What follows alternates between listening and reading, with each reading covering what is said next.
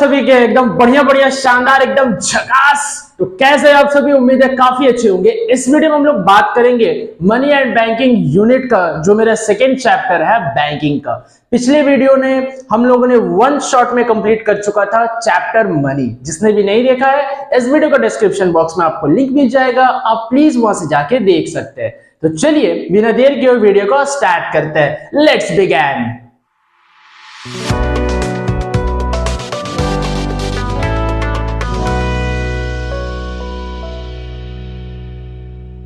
तो चैप्टर हो गया हम लोगों का बैंकिंग।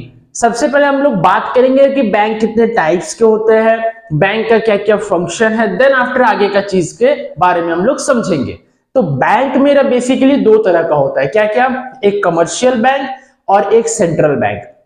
जो सेंट्रल बैंक है वो रूल्स एंड रेगुलेशंस फिक्स करते हैं, वो टॉप मोस्ट फाइनेंशियल इंस्टीट्यूट होते हैं जो कि कमर्शियल बैंक को मैनेज करते हैं और इकोनॉमी में मनी सप्लाई को कंट्रोल करते हैं। तो जैसे कि आप लोगों को बोर्ड में दिख रहा है कि बैंक दो तरह के, एक सेंट्रल बैंक और एक कमर्शियल बैंक। और सेंट्रल बैंक जो है हम लोगों का इंडिया में उसको हम लोग क्या कहते हैं, रिजर्व बैंक ऑफ इंडिया। हर एक कंट्री का अपना अपना सेंट्रल बैंक होता है, हर एक कंट्री का अपना अपना सेंट्रल बैंक होता है। और हम लोगों का कंट्री का जो सेंट्रल बैंक है वो क्या है, रिजर्व बैंक ऑफ इंडिया यानी आरबीआई। Very good.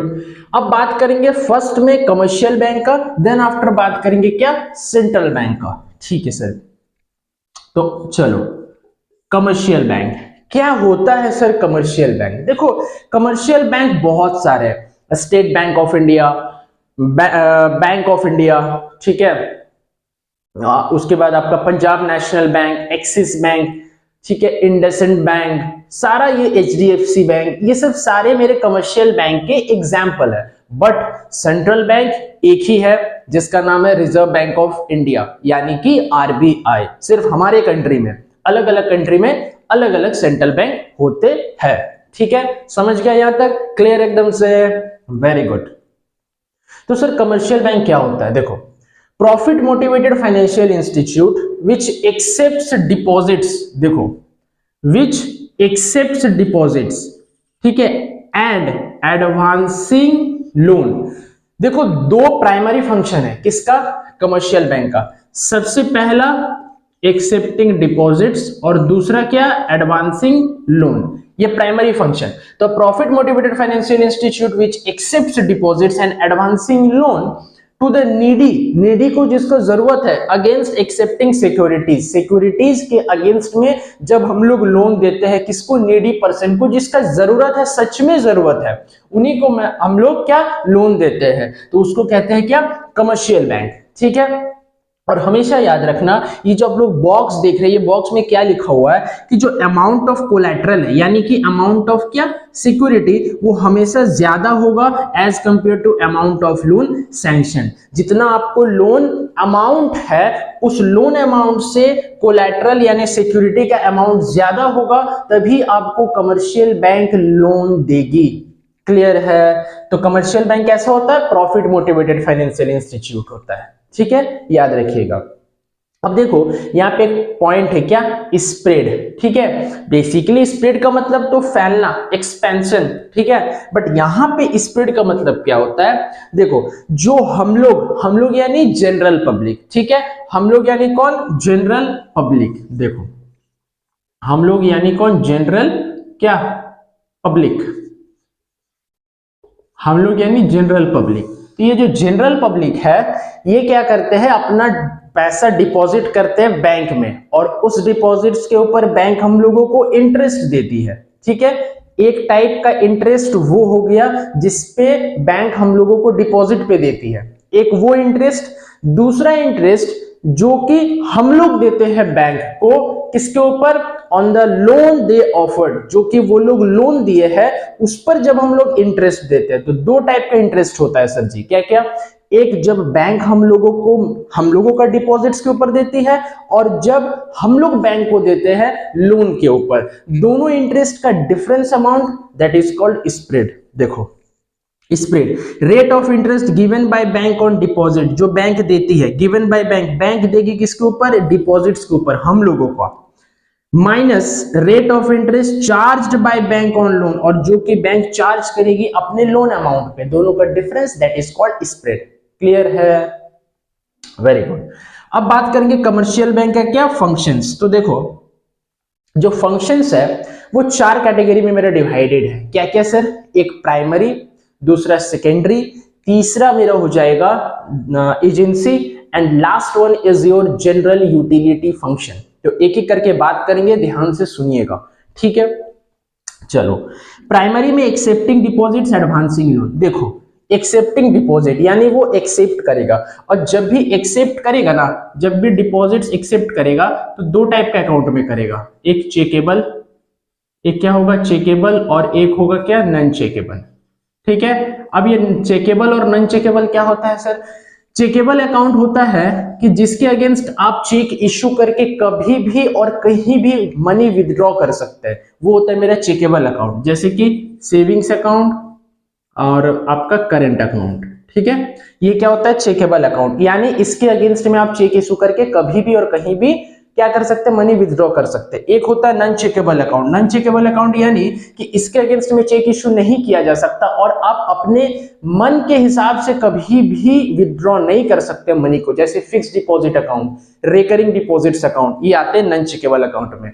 तो कमर्शियल बैंक आपका डिपॉजिट्स एक्सेप्ट करती है in two types of account, checkable and non checkable. Checkable account are those accounts against which check can be issued and money can be withdrawn at any point of time and at anywhere.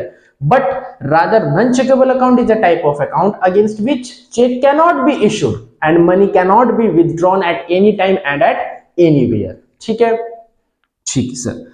Next बात करेंगे क्या? Advancing loan. अब sir loan कैसे मिलेगा? देखो loan amount जो है वो डायरेक्टली आपको बैंक हैंड टू हैंड देगी नहीं।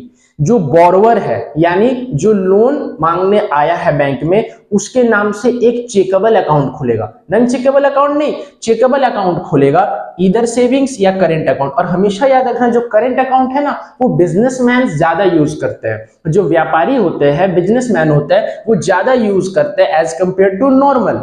तो चेकेबल अकाउंट खुलेगा जो बोरोवर है उसका नाम से, जब लोन आप मांगने जाइएगा, लोन डिमांड करेंगे तो सेविंग्स अकाउंट खुलेगा, और जो लोन अमाउंट है टोटल लोन अमाउंट आपका सेविंग्स अकाउंट में ट्रांसफर कर दिया जाएगा बैंक के थ्रू, और आप चेक इश्यू करके कभी भी थोड़ा थोड़ा करके आप क्या मनी विथड्रॉ कर सकते हैं। तो ये हो गया एडवांसिंग लोन, ये मेरा था प्राइमरी फंक्शन। अब बात करेंगे क्या? सेकेंडरी का।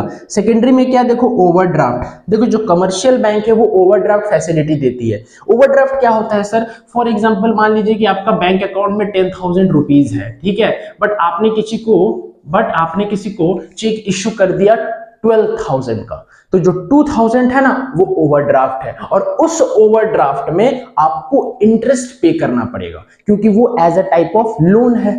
समझ गया? आपका बैंक अकाउंट में 10,000 रुपए डिपॉजिट है, तो आप इक्वल टू 10,000 या लेस देन 10,000 का अमाउंट से चेक इश्यू कर सकते हैं किसी को, बट अगर ओवर एंड अबव हो गया तो आप उसको बैंक जो है उस अमाउंट को एज अ लोन ट्रीट कर देती है, और उस पर जो ओवरड्रॉन अमाउंट है, एक्स्ट्रा अमाउंट है, उस पर वो इंटरेस्ट चार्ज करती है। तो यहाँ पे एक्स्ट्रा अमाउंट कितना है? ₹2,000, तो 2,000 पर आपका क्या इंटरेस्ट चार्ज होगा। समझ गए? ठीक है सर।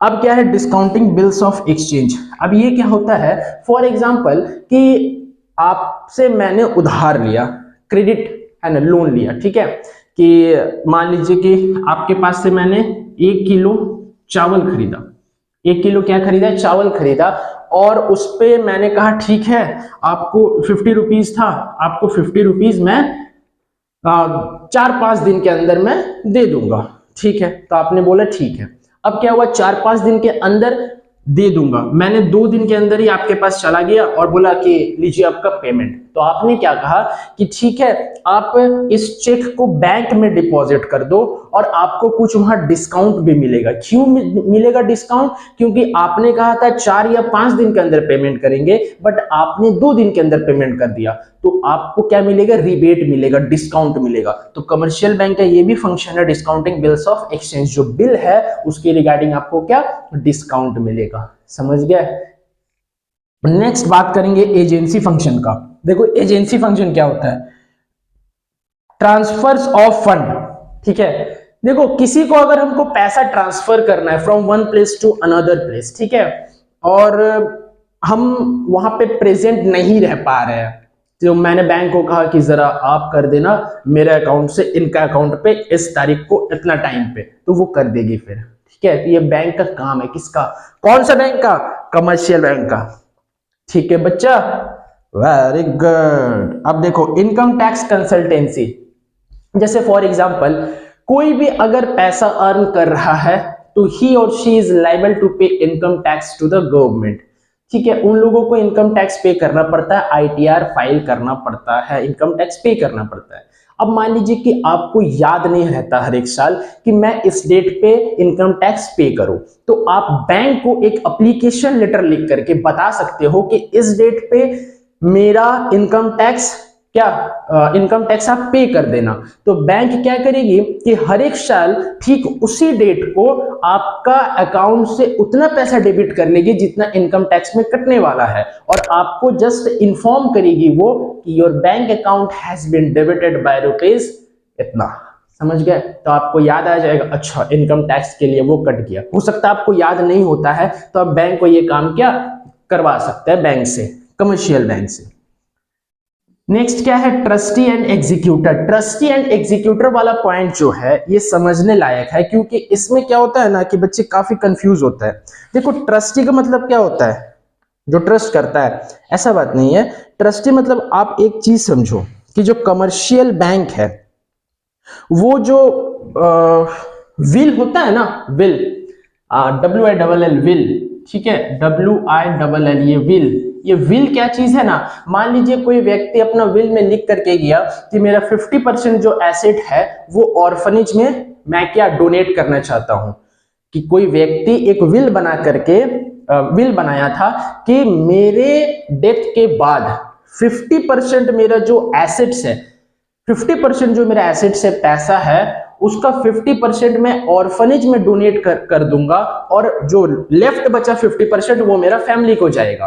तो वो जो विल है वो बैंक अपने पास रखती है, क्योंकि वो जो कस्टमर होता है वो बैंक को बताता है कि आप इस विल को अपने पास रखो, और जब मेरा डेथ हो जाएगा तो बैंक को तो इंफॉर्मेशन मिलेगा उनके फैमिली के थ्रू, ठीक है, उनके फैमिली के थ्रू इंफॉर्मेशन मिलेगा, तब आप इस विल के अकॉर्डिंग 50% जो मेरा पैसा है वो ऑर्फनेज में डोनेट कर देना और 50% मेरे फैमिली मेंबर को दे देना। तो ये जो विल है, ये जो एक्नॉलेजमेंट है या फिर एग्रीमेंट है, इसको क्या बैंक अपने पास रखती है। तो ये है trustee and executor function.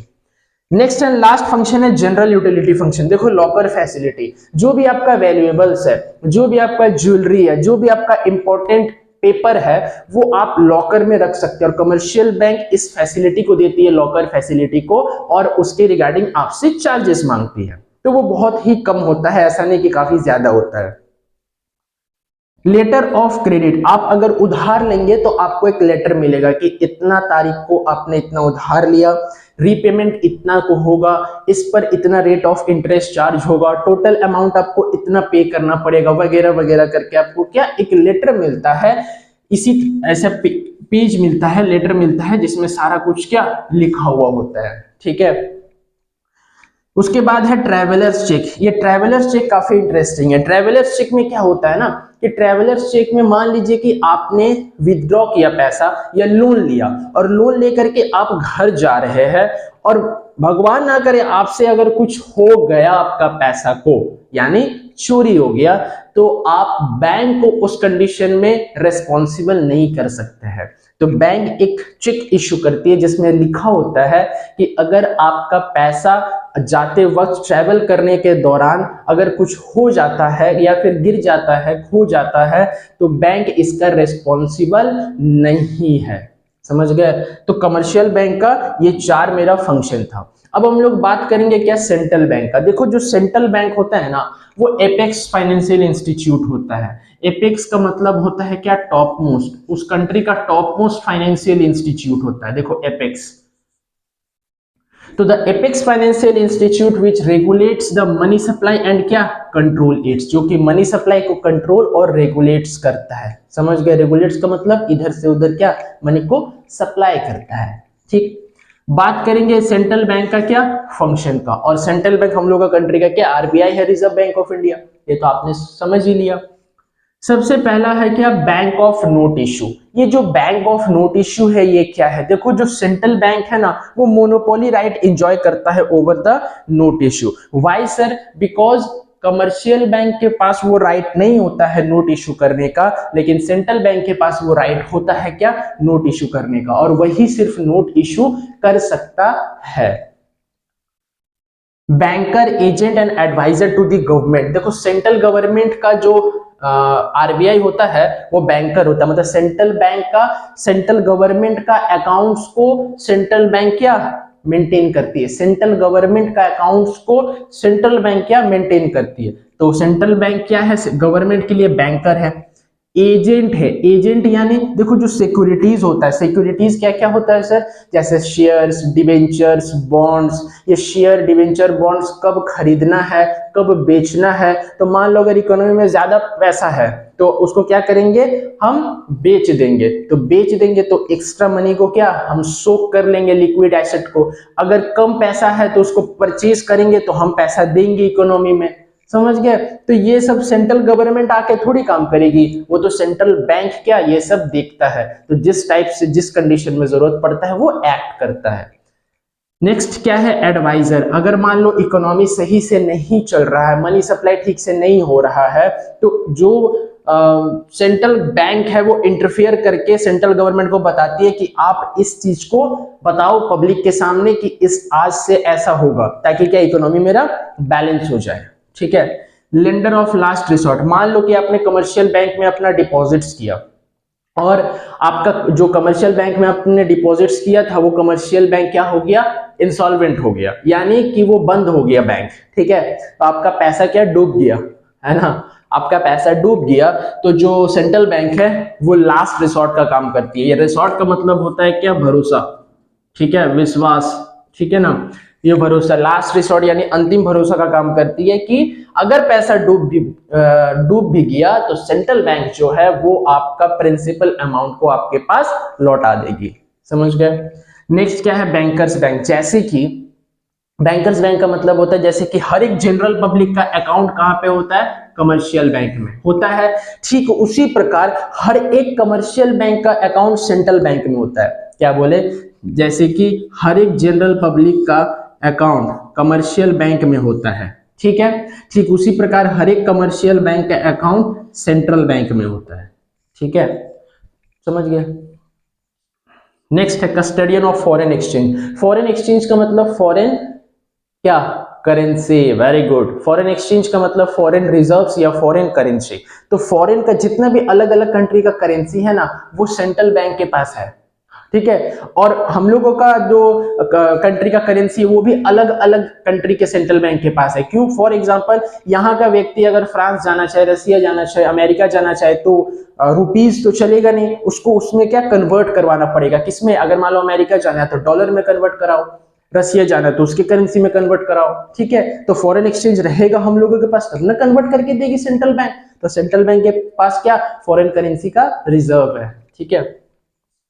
Next है क्लियरिंग द हाउस फंक्शन, घर को साफ नहीं करना है ना, क्लियरिंग द हाउस फंक्शन मतलब घर को नहीं साफ करना है। जैसे फॉर एग्जांपल ध्यान से सुनना कि जो एसबीआई है और मेरा बैंक ऑफ इंडिया है, ठीक है। अब क्या हुआ ना, बैंक ऑफ इंडिया इसको 5 लाख का लोन दिया था और एसबीआई इसको 7 लाख का लोन दिया था, ठीक है। अब ये लोग लड़ रहा है कि सबसे पहले तुम दो और ये बोल रहा है सबसे पहले तुम दो। बैंक ऑफ इंडिया एसबीआई को बोल रहा है तुम दो सबसे पहले, एसबीआई बोल रहा है बैंक ऑफ इंडिया को तुम दो सबसे पहले। तो इसमें क्या होता है ना, सेंट्रल बैंक इंटरफियर करता है, सेंट्रल बैंक इंटरफियर करता है। और कुछ देर पहले जैसे मैंने बताया कि जैसे हर एक जनरल पब्लिक का अकाउंट सेंट्रल बैंक के कमर्शियल बैंक के पास होता है, ठीक उसी प्रकार हर एक कमर्शियल बैंक का अकाउंट सेंट्रल बैंक के पास होता है। तो यानी एसबीआई और बैंक ऑफ इंडिया का भी अकाउंट होगा सेंट्रल बैंक के पास। तो वो क्या करता है कि अच्छा भैया लड़ो मत तुम लोग, एक काम करते हैं कि बैंक ऑफ इंडिया उधार दिया था एसबीआई को, तो एसबीआई का अकाउंट से 5 लाख डेबिट करके बैंक ऑफ इंडिया में क्रेडिट कर देते हैं और बैंक ऑफ इंडिया से 7 लाख रुपया डेबिट करके एसबीआई को क्रेडिट कर देते हैं। खत्म बात, पूरा क्लियर, समझ गए? तो ये है क्लियरिंग द हाउस फंक्शन, कि जब दोनों लड़ रहा था तो सेंट्रल बैंक इंटरफेयर करके बोलता है कि दोनों के अकाउंट मेरे पास है, तो दोनों के अकाउंट से डेबिट करके दोनों के अकाउंट में क्रेडिट कर देते हैं। समझ गए? नेक्स्ट है कंट्रोल ऑफ क्रेडिट। देखो control of credit one of the most important functions of central bank. Control of credit यानी मनी सप्लाई को कंट्रोल करना, कब मनी सप्लाई ज्यादा हो रहा है, कब मनी सप्लाई कम हो रहा है, उस पर नजर रखना, देखना। कम हो रहा है तो क्या हम एक्शन ले सकते हैं, ज्यादा हो रहा है तो हम क्या एक्शंस ले सकते हैं। तो ये क्या था मेरा कमर्शियल बैंक, उसका फंक्शन, और सेंट्रल बैंक और उसका फंक्शन। आपको स्क्रीनशॉट लेना है तो आप स्क्रीनशॉट ले सकते हैं। नेक्स्ट हम लोग बात करेंगे क्या, इंस्ट्रूमेंट्स के बारे में। नेक्स्ट टॉपिक जो मेरा वो क्या है, इंस्ट्रूमेंट। ठीक है, तो इंस्ट्रूमेंट दो प्रकार के होते हैं, क्वांटिटेटिव और एक क्वालिटेटिव। देखो बच्चे मैं एक बात बता देना चाहता हूं, ये वीडियो जो है वो 1 शॉट में कंप्लीट होने का है, तो कीप पेशेंस, वीडियो जरा सा लंबा होने वाला है। ठीक है, तो देखिए क्वांटिटेटिव और क्वालिटेटिव। ठीक है, तो देखो सबसे पहले आता है bank rate. Sir bank rate क्या होता है, जिस रेट में सेंट्रल बैंक कमर्शियल बैंक को पैसा उधार देती है उसको कहते हैं बैंक रेट, और जिस रेट में कमर्शियल बैंक जनरल पब्लिक को उधार देती है उसको कहते हैं इंटरेस्ट रेट। तो bank rate is a rate at which central bank lends money to the commercial bank, is called bank rate. ठीक है, और देखो जो बैंक रेट है वो क्या है, इंडिपेंडेंट फैक्टर, और जो इंटरेस्ट रेट है वो क्या है, डिपेंडेंट फैक्टर। यानी अगर बैंक रेट घटता है तो इंटरेस्ट रेट भी घट जाएगा, अगर बैंक रेट बढ़ता है तो इंटरेस्ट रेट भी बढ़ जाएगा। समझ गए? तो देखो इकोनॉमी में दो बीमारी, एक इन्फ्लेशन और एक डिफ्लेशन, ये इकोनॉमी का दो डिजीज है। इन्फ्लेशन का मतलब मनी सप्लाई बढ़ चुका है, डिफ्लेशन का मतलब मनी सप्लाई घट चुका है। तो जैसे बॉडी में ब्लड प्रेशर का बढ़ना भी सही नहीं है, घटना भी सही नहीं है, ठीक उसी प्रकार इकोनॉमी में मनी सप्लाई का बढ़ना भी सही नहीं है और घटना भी सही नहीं है। तो सिचुएशन को क्या करना है, क्यूर करना है। क्या करना है, क्यूर करना है, ठीक करना है। तो बैंक रेट समझ आ गया। अब बैंक रेट है और इकोनॉमी में इन्फ्लेशन है, पैसा ज्यादा है, तो क्या करना है, उसको बैलेंस करना है नॉर्मल। तो देखो बैंक रेट है, अगर बैंक रेट को हम बढ़ा दें तो कंसिक्वेंटली क्या होगा, इंटरेस्ट रेट भी बढ़ जाएगा। अगर इंटरेस्ट रेट बढ़ जाएगा तो जो इंसान है, जनरल पब्लिक है, वो कमर्शियल बैंक से लोन लेना कम कर देगी। अगर लोन लेना कम कर देगी तो क्या हो जाएगा, जो मेरा मनी सप्लाई है, कैश होल्डिंग कैपेसिटी है जनरल पब्लिक के पास, वो घट जाएगा। अगर वो घट जाएगा तो मेरा परचेजिंग पावर भी घट जाएगा और इन्फ्लेशन का सिचुएशन क्योर हो जाएगा, और वाइस वर्सा, यानी डिफ्लेशन में ठीक उल्टा। इन्फ्लेशन में बैंक रेट बढ़ा दिए तो इंटरेस्ट रेट भी बढ़ गया, डिफ्लेशन में बैंक रेट घटा देंगे तो इंटरेस्ट रेट भी घट जाएगा। रेपो रेट क्या है, सेम एज बैंक रेट है, बट ये 15 डेज के लिए, ये 15 डेज के लिए है। बस सिर्फ 15 डेज एक वर्ड ऐड कर देना, बाकी सब टू सेम।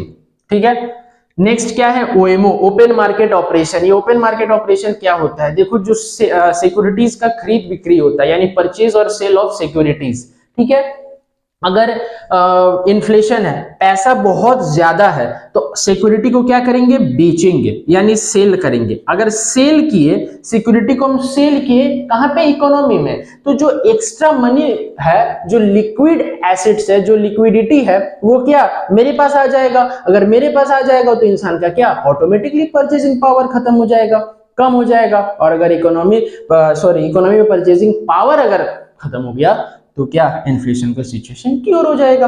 तो सर ओएमओ में जब इन्फ्लेशन होगा तो सिक्योरिटीज बेचेंगे, जब मनी सप्लाई कम होगा, डिफ्लेशन, तो सिक्योरिटीज क्या परचेज करेंगे और मनी सप्लाई क्या ज्यादा हो जाएगा।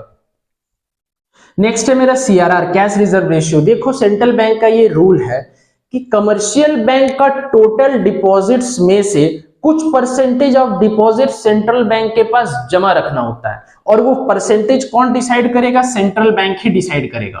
क्या बोले, कमर्शियल बैंक का जितना डिपॉजिट है उसका कुछ परसेंटेज सेंट्रल बैंक के पास डिपॉजिट रखना पड़ता है, उसको डिटरमाइन कौन करता है, सेंट्रल बैंक ही करता है। तो कैश रिजर्व रेशियो है ना, the percentage of deposits that the commercial bank have to keep with the RBI as a rule is called CRR, cash reserve ratio. तो अगर कैश रिजर्व रेशियो है, ठीक है, अगर सिचुएशन है इन्फ्लेशन का, बस ये सारा इन्फ्लेशन डिफ्लेशन इसी में बेस है। अगर सिचुएशन इन्फ्लेशन का है तो कैश रिजर्व रेशियो को क्या हम इंक्रीज कर देंगे, जरा देखना कैसे करके सर। फॉर एग्जांपल देखो यहां समझा देते हैं। पहले था 10%, टोटल डिपॉजिट है मान लो 1 लाख का, पहले जो रेशियो था वो 10%, तो हम कितना रखेंगे, 10,000 रुपीज रखेंगे सेंट्रल बैंक के पास। अब है मेरा 20%, तो कितना रखेंगे, 20,000। अगर 10,000 रख रहे थे तो इकोनॉमी में पैसा कितना बच रहा था, 90,000। अगर हम 20,000 रख रहे थे इकोनॉमी में पैसा कितना बच रहा है, 80,000। तो ये ज्यादा था, इसको मेंटेन करना था, तो देखो क्या किए, कैश रिजर्व रेशियो को बढ़ा दिए। तो जब इन्फ्लेशन होगा तो बढ़ा देंगे और जब डिफ्लेशन होगा तो रेट को घटा देंगे, वो सेंट्रल बैंक डिसाइड करेगी। नेक्स्ट मेरा स्टैट्यूटरी लिक्विडिटी रेशियो। देखो स्टैट्यूटरी लिक्विडिटी रेशियो में ना हम लिक्विड एसेट्स को रखते हैं, वो एसेट्स जो कि तुरंत क्या कन्वर्ट हो जाए, इमीडिएटली कन्वर्ट हो जाए किसमें, कैश में, उसको रखते हैं। जैसे ज्वेलरी आइटम हो गया, गोल्ड सिल्वर कुछ भी हो। तो इसमें भी क्या करेंगे, जब इन्फ्लेशन होगा तो एसएलआर को इंक्रीज कर देंगे। अगर एसएलआर इंक्रीज कर देंगे तो कमर्शियल बैंक के पास कैश होल्डिंग कैपेसिटी कम हो जाएगा। एज अ रिजल्ट इन्फ्लेशन का सिचुएशन भी इकोनॉमी में क्योर हो जाएगा। समझ गया? तो ये था मेरा क्वांटिटेटिव इंस्ट्रूमेंट। अब पढ़ेंगे क्वालिटेटिव इंस्ट्रूमेंट। क्वालिटेटिव इंस्ट्रूमेंट क्या है, देखो मार्जिन रिक्वायरमेंट। मार्जिन रिक्वायरमेंट में क्या होता है, ये डिफरेंस होता है क्या, वैल्यू ऑफ सिक्योरिटी माइनस क्या, लोन। ठीक है, वैल्यू ऑफ सिक्योरिटी माइनस क्या, लोन। ये डिफरेंस अमाउंट है किसका, वैल्यू ऑफ सिक्योरिटी और लोन का डिफरेंस अमाउंट है। ठीक है, ठीक है सर। तो जो मार्जिन रिक्वायरमेंट है वो कौन फिक्स करता है, वो कौन फिक्स करता है, सेंट्रल बैंक फिक्स करता है। अगर मार्जिन रिक्वायरमेंट लोअर है तो अमाउंट ऑफ मनी सप्लाइड क्या ज्यादा करना पड़ेगा, और वाइस वर्सा। समझ गए? नेक्स्ट मेरा क्या है, क्रेडिट रैशनिंग। क्रेडिट रैशनिंग में क्या होता है कि सेंट्रल बैंक कुछ कोटा फिक्स करती है, कुछ कोटा लिमिट फिक्स करती है। ठीक है, कोटा लिमिट फिक्स करती है और कमर्शियल बैंक इस कोटा को क्या नहीं कर सकती है, क्या डेविएट नहीं कर सकती है। मींस अगर इस कोट, अगर जब वो लोन देती है कौन, कमर्शियल बैंक, किसको, जनरल पब्लिक को, तो ये जो कोटा है वो एक्सीड नहीं कर सकती है कौन, commercial bank. Commercial bank can not exceed the quota limit while granting loans to the needy persons. तो ये क्रेडिट रैशनिंग, ये फिक्स कौन करेगा, central bank. Moral solution. Moral solution का मतलब होता है कि हर एक कमर्शियल बैंक को सेंट्रल बैंक का डायरेक्टिव्स, रूल्स को फॉलो करना पड़ता है, प्रिंसिपल्स को फॉलो करना पड़ता है। और वो देखो, या तो आप चुपचाप मान लो, नहीं तो वो क्या आपको मजबूर करेगा, परसुएड करेगा। ठीक है, तो ये मॉरल सॉल्यूशन कि रूल्स को फॉलो करना है, हर एक कमर्शियल बैंक को सेंट्रल बैंक का रूल्स एंड रेगुलेशंस को फॉलो करते हुए चलना है। नेक्स्ट मेरा क्या है, डायरेक्ट एक्शन। देखो मान लो कि पिताजी आपको कुछ बोले कि ये नहीं करना है, बावजूद आप उस काम को दोहराए, तो उसके बाद क्या होता है, समझ ही रहे, दे दनादन। तो ठीक उसी प्रकार मॉरल सॉल्यूशन में आपको बताया हुआ है कि रूल्स को फॉलो करना है, उसके बावजूद भी अगर आप रूल्स को फॉलो नहीं करते हैं तो आपके ऊपर डायरेक्ट एक्शन लिया जाएगा बाय कैंसिलिंग देयर लाइसेंस। उस पर्टिकुलर कमर्शियल बैंक का सेंट्रल बैंक लाइसेंस कैंसिल कर देगी। समझ गए? तो ये था क्या, क्वांटिटेटिव, क्वालिटेटिव। अब देखो इकोनॉमी में मनी क्रिएट कैसे होता है, क्रेडिट क्रिएशन या मनी क्रिएशन, मनी मल्टीप्लायर या क्रेडिट मल्टीप्लायर। तो देखो कैश रिजर्व 100 रुपया है, सीआरआर है मेरा 10%। तो देखो फॉर्मूला है कैश रिजर्व इंटू 1/CRR। तो कैश रिजर्व कितना, 100 इंटू 1 अपॉन में 10/100, क्योंकि 10% का मतलब होता है 10 अपॉन क्या, 100। तो 100 इसको कैंसिल किए तो मेरा कितना बचा, 1000। मतलब कि मेरे पास अगर कैश रिजर्व 100 है, सीआरआर 10% है, तो हम इकोनॉमी में मनी कितना क्रिएट करेंगे, 1000 का। कैसे, देखो आ जाओ, ये टेबल है, याद रखिएगा। स्टेप नंबर 1, डिपॉजिट्स किए 100 रुपीज, इसको कहेंगे प्राइमरी डिपॉजिट्स।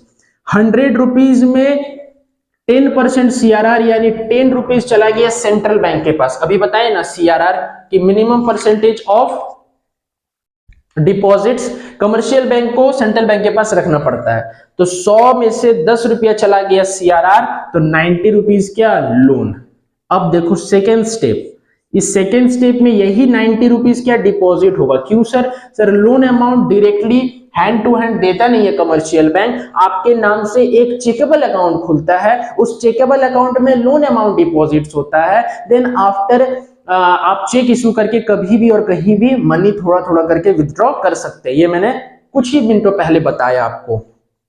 तो ये 90 का 90 हो गया, फिर इसका 10% 9 एंड देन आफ्टर क्या 81। तो इसको क्या कहेंगे, सेकेंडरी डिपॉजिट्स। ये प्राइमरी डिपॉजिट या सेकेंडरी डिपॉजिट।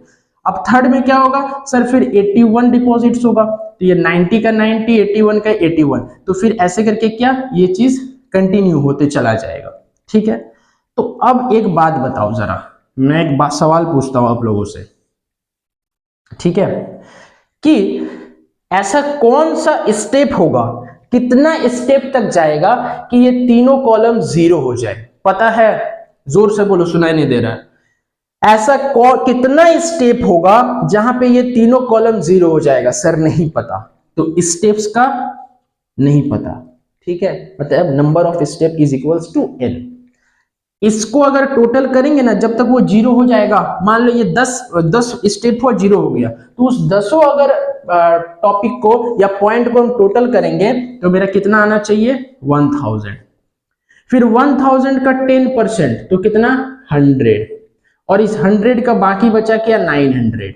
यानी इस कॉलम का पता नहीं, इस कॉलम को टोटल करेंगे तो 1000 आना चाहिए, इस कॉलम को टोटल करेंगे तो 900 आना चाहिए, और इस कॉलम को टोटल करेंगे तो 100 आना चाहिए। समझ गए? तो ये क्या क्या प्रोसेस ऑफ मनी क्रिएशन। तो आई होप आप लोगों को बैंकिंग चैप्टर समझ आ गया होगा। नेक्स्ट वीडियो में हम लोग बात करेंगे कुछ नया चैप्टर का, मैक्रो इकोनॉमिक्स या फिर इंडियन इको का। तो चलो, अगर मेरे चैनल में न्यू है तो प्लीज चैनल को सब्सक्राइब कर लो और बेल आइकन को भी प्रेस कर देना। आपको कोई भी डाउट है तो कमेंट सेक्शन में या इंस्टाग्राम में मेरे को डीएम कर सकते हैं। इंस्टाग्राम का लिंक आपको डिस्क्रिप्शन बॉक्स में मिल जाएगा। तो मिलते हैं नेक्स्ट वीडियो में। Till then keep growing and keep learning.